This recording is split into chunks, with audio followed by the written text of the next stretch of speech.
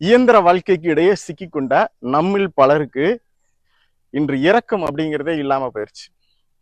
சமீபத்துல ஒரு காணொலியை பார்த்து ஒரு நண்பர் அழகா பதிவிட்டு இருந்தார். அவருக்கு என்னுடைய பாராட்டுகளும் வாழ்த்துக்களும்.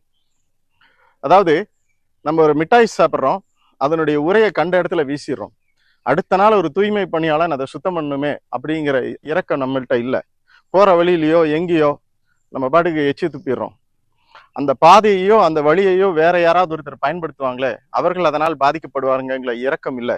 ஒரு பொது கழிப்பறையை பயன்படுத்திட்டு அதை சுத்தம் செய்யறது இல்லை. அதற்கு பின்னாடி வருபவர்கள் அதை பயன்படுத்தணுமே, பாதிக்கப்படுவார்களே, அவர்கள் மீதான இரக்கம் இல்லை.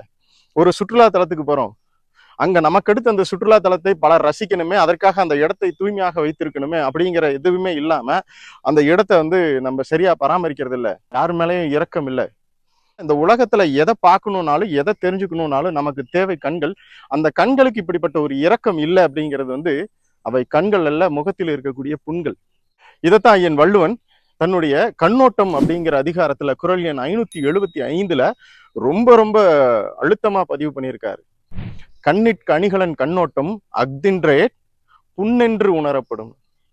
அதாவது, கண்ணுக்கு அணிகலனான இரக்கம் இல்லாவிட்டால் அது வெறும் புண்ணாகவே கருதப்படும். தினந்தோறும் உங்களை அலங்கரித்துக் கொள்வதற்காக கண்ணாடி முன்னாடி நிற்கும் பொழுது ஒன்றை பரிசோதனை செய்து கொள்ளுங்கள். உங்கள் முகத்தில் இருப்பது 2 கண்களா அல்லது வெறும் புண்களா என்று.